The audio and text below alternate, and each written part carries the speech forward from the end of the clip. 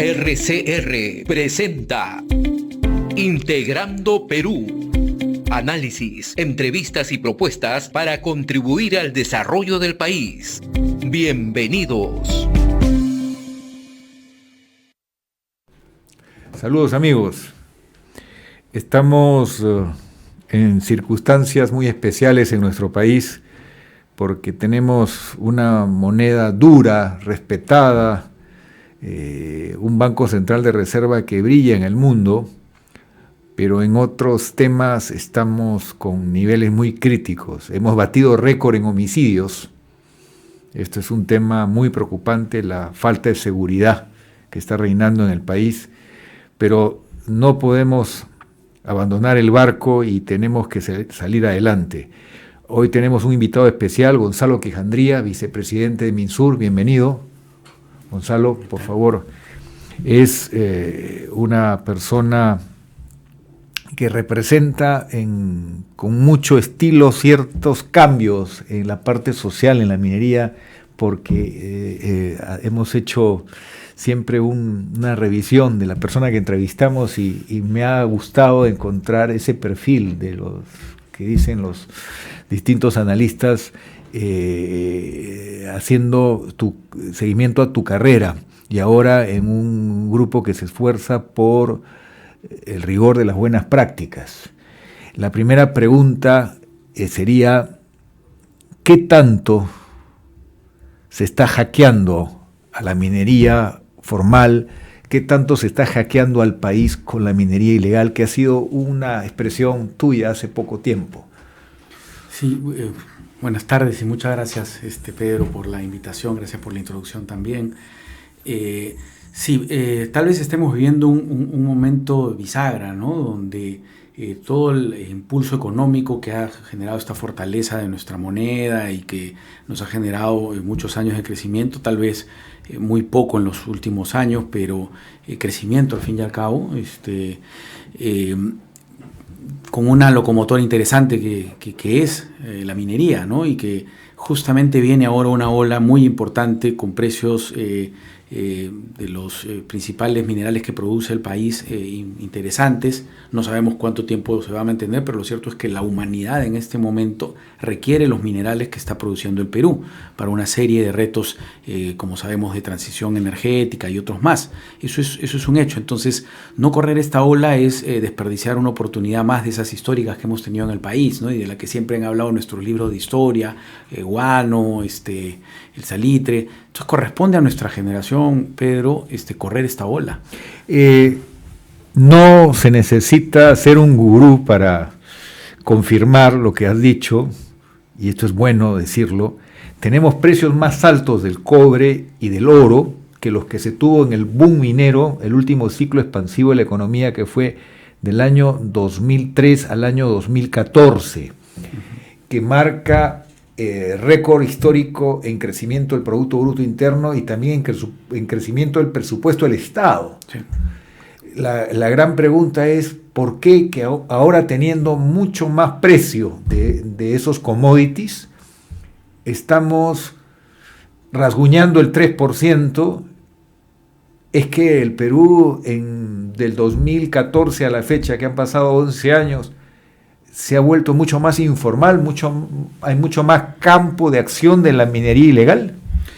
Hay mucho de estos recursos que deberían generar recursos, valga la redundancia, a todos los peruanos, para todos los peruanos, están en bolsillos informales, es decir, sin contribuir un centavo y por el contrario generando costos a nuestra propia administración pública, que tiene que remediar pasivos, tiene que solucionar temas sociales, ambientales, generar una serie de condiciones para atender a estos ciudadanos que en el fondo lo que están haciendo es tomar recursos sin pagar al Estado.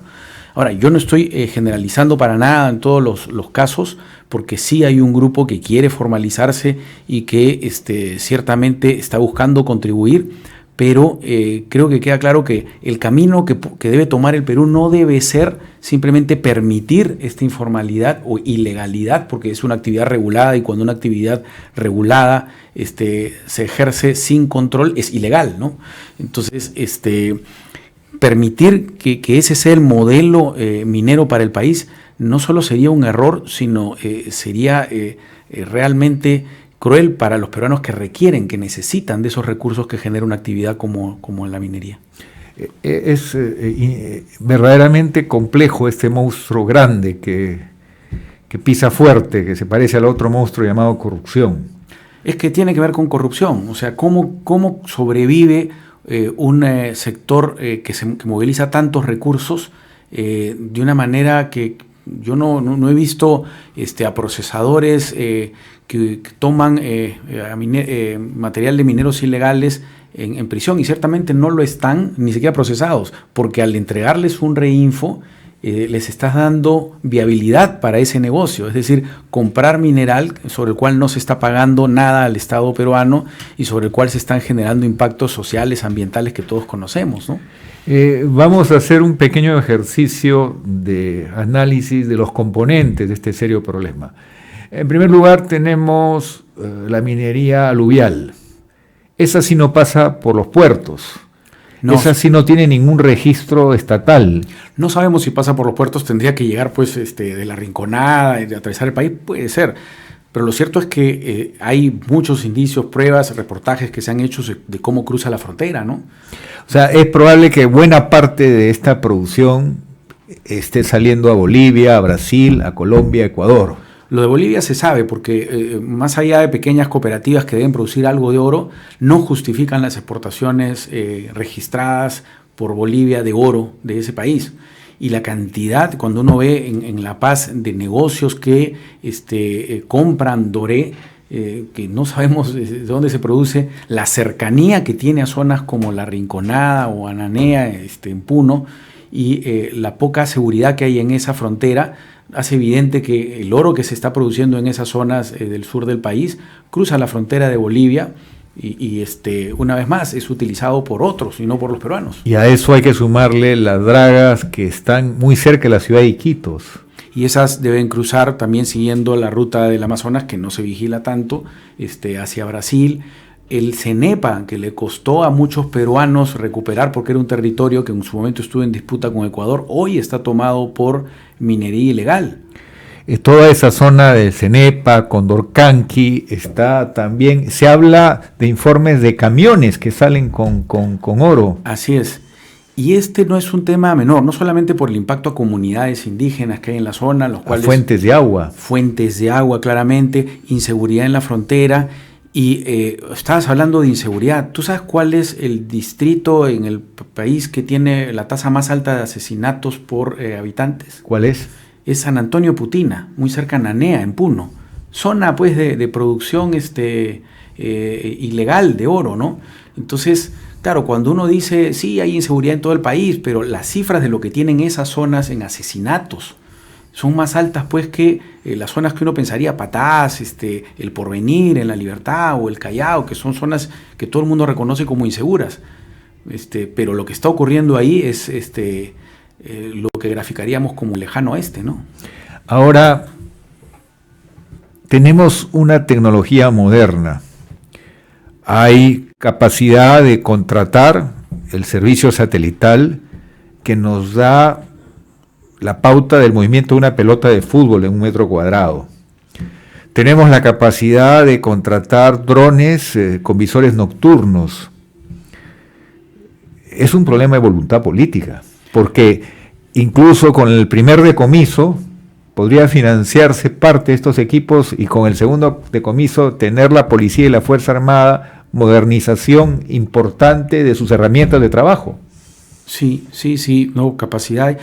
Simplemente en el tema, ¿dónde termina? No todos, porque como hemos visto, mucho de esto cruza la frontera. Ahí hay un tema de seguridad que con drones. No, pero de todas maneras se puede tener la certeza de quiénes están moviéndose, de qué volúmenes se están moviendo, en fin, del circuito que lleva a esta actividad. Totalmente, o sea, y creo que esa información incluso existe, ¿no? Simplemente que al hacerla visible nos damos cuenta del descontrol, la poca capacidad de control de una actividad que no estamos siendo capaces de frenar, ¿no?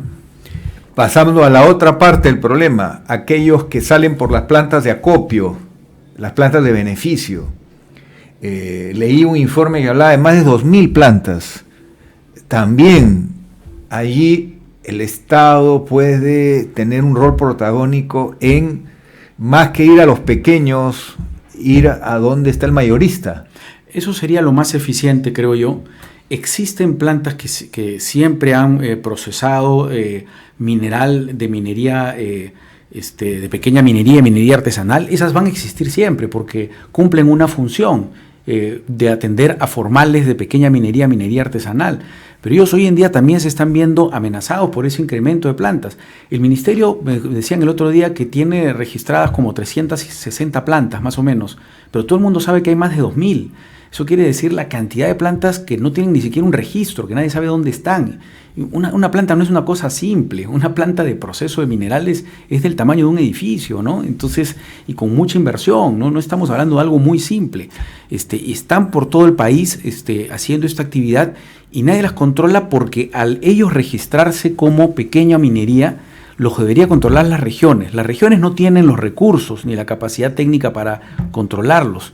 Entonces, ¿por qué no enviamos a instituciones del gobierno central que sí tienen la capacidad de los recursos? OEFA, o SINERMIN, SUNAT.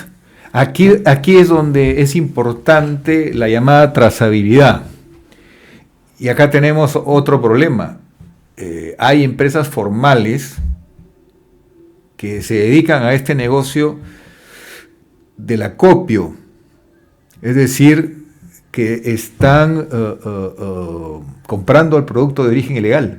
A ver, los intermediarios están desde que la operación misma minera, que puede ser artesanal, hasta el que le compra la planta, que ya una vez pasó por la planta. Si la planta es formal, ya ese recurso está blanqueado, se puede decir así, ¿no? Y algunos le compran a plantas incluso informales, porque como sabemos hay miles, ¿no? Entonces, sí, efectivamente, el tercero, el acopiador, tiene un rol fundamental ahí, el cual hay que fiscalizar claramente. Y si hablamos de oro, finalmente uno puede decir, ya salen pequeñas, no son pequeñas, pero salen barras de doré y es transportable. Pero ahora estamos hablando de que también esto se da en el cobre. En el cobre lo que se produce es concentrados de cobre, camionadas. Estamos hablando que recorren el país con mineral que termina, no tiene otro destino sino exportarlo. O sea, la trazabilidad es urgente. Urgente. Hemos visto un gol del Ministerio de Energía y Minas hace pocas semanas cuando hizo algo que nadie se atrevió a hacer antes de que este problema se volviera una cosa tan grave. Más bien el Estado se disparó a los pies, porque el año 2017 es increíble lo que se hizo. Se bloqueó la acción de la policía, de la fiscalía, porque aquel que tenía reinfo no podía ser intervenido. Y se dijo expresamente una norma, es decir, tras cuernos palos. Hoy se tomó la decisión, o hace poco se tomó la decisión de reducir el registro, sacando todos aquellos que no habían movido nada de sus expedientes de formalización un tiempo mayor a 2 años. O sea, era un cuadro realmente de aprovechamiento de una figura indebida. Se ha llegado a 21.000 más o menos registros vigentes, los cuales debían ser monitoreados en la siguiente etapa, que es cómo adquieren sus explosivos. Empezar ya la secuencia para resolver este problema. Y ahí viene la sorpresa, viene el freno. Se toma nota de algo que se conocía, que los expedientes de los gobiernos regionales no están ordenados, no están completos, y leo declaraciones del funcionario competente diciendo, se estima que el 2028 van a terminar de entregar todos los expedientes.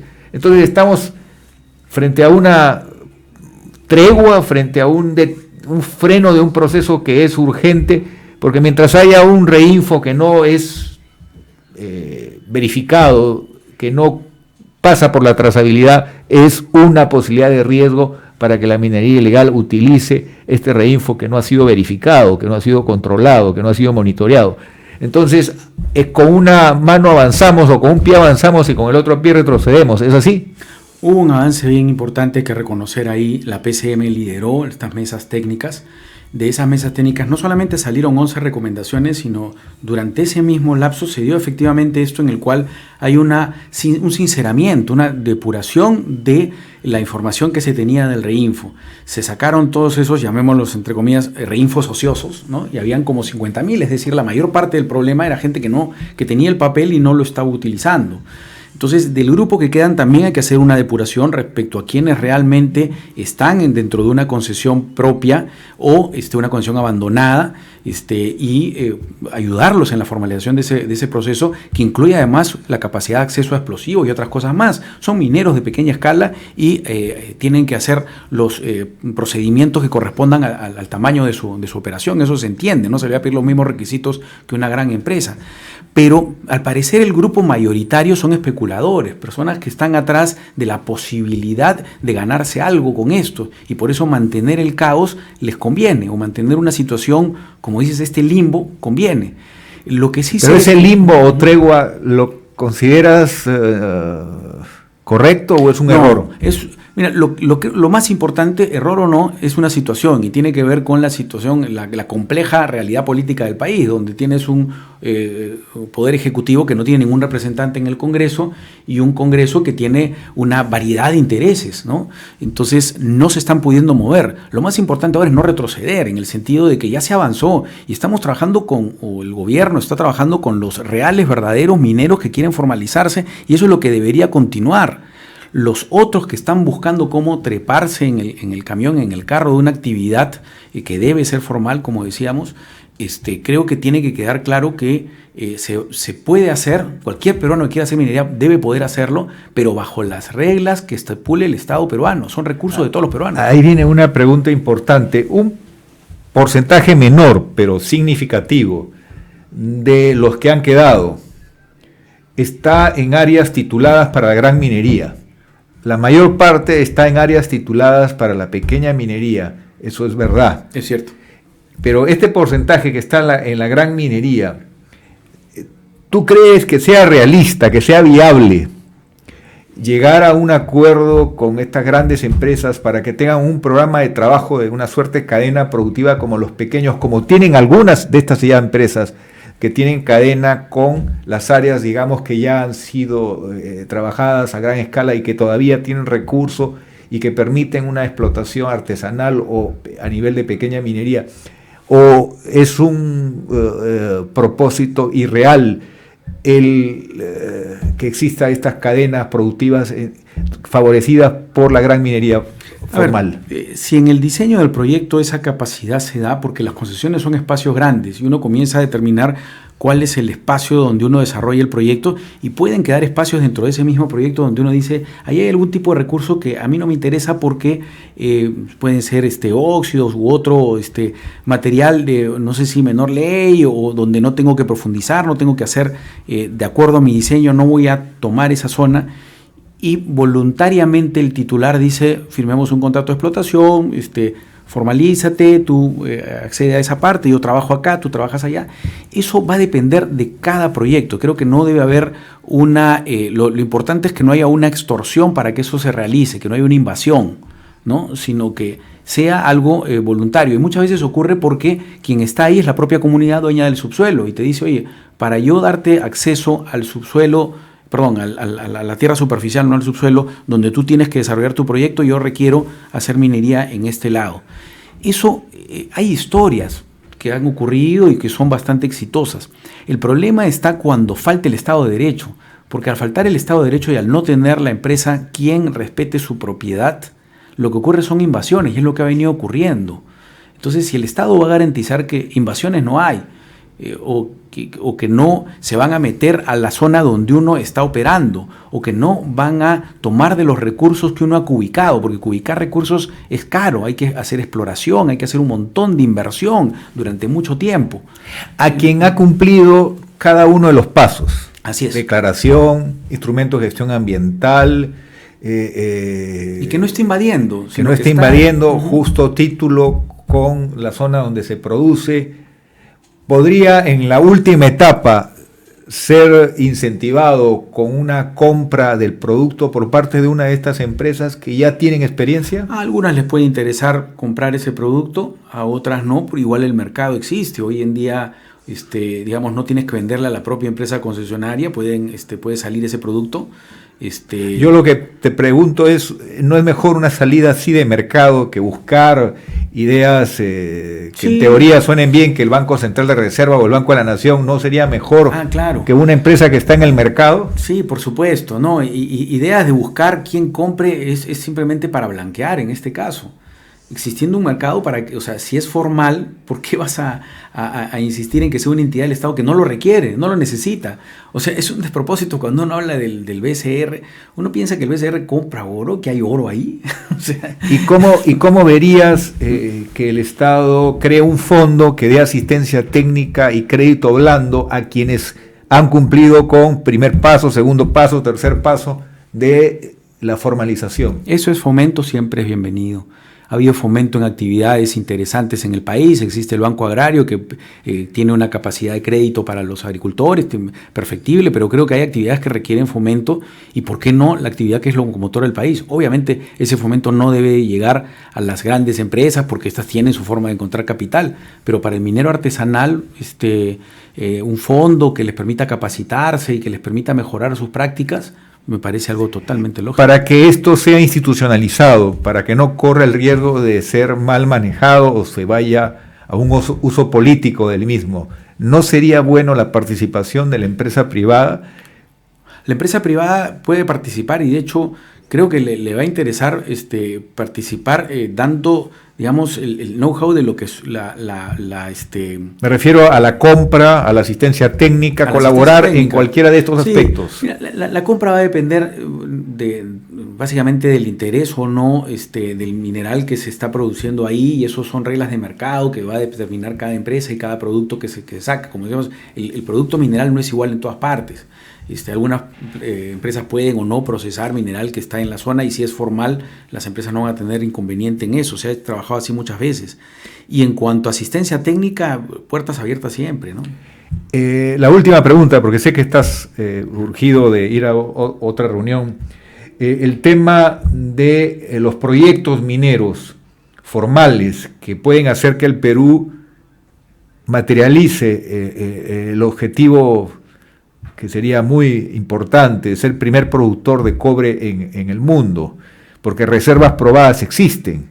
El trabajo más importante ya existe, que son las reservas probadas. Y la crisis política, la falta de decisión para enfrentar este monstruo de la minería ilegal, nos está impidiendo gozar de esos beneficios en momentos en que podemos hacerlo.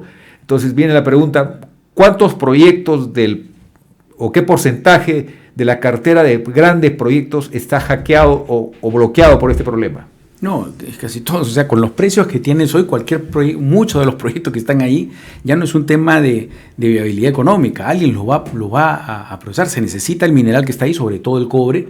El mundo lo requiere, los mercados lo están pidiendo, y los precios dan para que se hagan factibilidades de proyectos que antes no lo eran. Entonces, eso es real. ¿Por qué se están deteniendo? Y esto es un pipeline que viene de lejos. Vino cuando hubo el choque, el incremento regulatorio, porque lamentablemente cuando se han hecho de todas las iniciativas regulatorias con buena intención de buscar mejorar la fiscalización ambiental, social y todo lo demás, lo que no se hizo fue darle al Estado esa capacidad de que eso se haga de manera expedita, rápida, eficiente, ¿no? Y por el contrario, lo que se generaron fueron más regulaciones, ¿no? Y regulaciones que en muchos casos son duplicadas, triplicadas. Entonces hace que cada proyecto minero, cuando uno ve el tiempo que toma, pasan pues las décadas hasta lograr conseguir los permisos, hasta lograr madurar el proyecto, hasta poder decir ya tengo la capacidad de sacarlo adelante. Eso es un primer escollo importante, pero el otro y tan o más importante es, y lo repito, el Estado de Derecho. Si uno va a invertir miles de millones en estos grandes proyectos, requiere que el Estado le garantice que no te van a invadir, sean mineros ilegales, o sean comunidades, o sean no te van a invadir la propiedad. Tú tienes que trabajar con seguridad de que puedes garantizar la mínima estabilidad a tu producción y a la gente que está trabajando ahí, peruanos que están trabajando en las minas y que pueden trabajar sin que les bloqueen las vías, los dejen aislados, sin posibilidad de que lleguen los alimentos a los campamentos. Todo eso ocurre en el país porque no hay alguien que ponga un orden y que diga, oye, las carreteras deberían ser sagradas, son las venas por las que corren la sangre de la producción en el país. Te voy a robar unos minutitos porque la oportunidad de tenerte, Gonzalo, aquí. Sí, encantado. He podido hacer un seguimiento a un estudio interesante de provincias del Perú y minería. Y en Marcona, por ejemplo, ustedes desarrollan una práctica muy importante de relacionamiento con la población que se concreta en proyectos de mejora de la calidad de vida de la población. Pero en la zona también hay otras mineras formales. Entonces, ¿te parece legítimo que el Estado regule una suerte de prácticas sociales mínimo aceptables para la licencia social de la actividad minera? Es decir, para mí ha sido sorprendente ver opiniones tan buenas de la empresa A y opiniones tan duras y críticas de la empresa B, como diciendo, miren, ambos hacen minería, pero uno cumple con nosotros, no regalándonos cosas, sino generando oportunidades a través de infraestructura, apoyo al punto de salud, apoyo a la educación de los niños, apoyo al esfuerzo por tener mejor calidad de agua, pero el otro lamentablemente no tiene ni siquiera un porcentaje de esas buenas prácticas. Entonces, el Estado, que tiene en el instrumento de gestión ambiental un capítulo técnico y un capítulo social. En el capítulo social sería bueno que haya como un conjunto de mínimas buenas prácticas, o esto debería ser absolutamente discrecional. Debería haber un mínimo de, siguiendo manuales muy desarrollados por el Banco Mundial y el Banco Interamericano de Desarrollo, de las buenas prácticas de la industria. ¿Qué piensas sobre esto? Hay algo bien interesante, porque esas buenas prácticas, tanto el IFC en el Banco Mundial, el ICMM, todas esas que tienen estándares, ninguna te habla de contribución económica directa, ¿no? Porque los recursos se generan con la producción de la operación, que es el canon. Todos te hablan de estándares de relacionamiento, cómo tratar a la gente y sobre todo escuchar, tener prácticas de participación ciudadana mínimas, o sea, que creo que todos tenemos que aprender y que el Estado debe primero dar el ejemplo, ¿no? O sea, esta mañana escuchaba cómo los vecinos de La Punta se quejaban de que van a hacer una prisión en la, ¿no? Y decían, nadie nos consultó. Es una práctica mínima, o sea, uno como un minero nos sorprende cuando pasamos por Lima y vemos un edificio y nadie consultó. Y se están parando, están deteniendo las calles y nadie consulta, ¿no? Nosotros consultamos y esa es la buena práctica. Cuando es buena práctica, todo, y eso sí debe garantizar el Estado como un estándar mínimo, la participación ciudadana, y está ahí. Lo que pasa es que tiene que haber, obviamente, una presencia estatal garantizando de que se haga bien, con el estándar adecuado. Todo eso termina redundando en, efectivamente, proyectos de desarrollo, y no tiene nada que ver con cuánto más dinero ponga la empresa o no. Los recursos, como decía, están ahí, los pone el Estado, muchas veces la comunidad, también la empresa, todos participan. Más que cantidad es calidad. Más que cantidad es calidad, más que cantidad es tiempo que uno le dedica a relacionarse. Y es una alianza de largo aliento, además. Es que es eso. Es de largo aliento. Lo que yo haga o deje de hacer hoy va a repercutir en mi posibilidad de ampliar o no mi operación. Y tiene que ver, una vez más, con ser parte de la comunidad, sentirse parte de la comunidad. Y eso no es retórico, es real. Tiene que ver con prácticas que uno puede enumerar, ¿no? Gonzalo, muchas gracias y pronto, por favor, debemos volver a continuar con este diálogo. Con todo gusto, Pedro. Hemos presentado Integrando Perú. Retornamos en nuestra próxima edición con más entrevistas y el análisis para contribuir al desarrollo de nuestro país.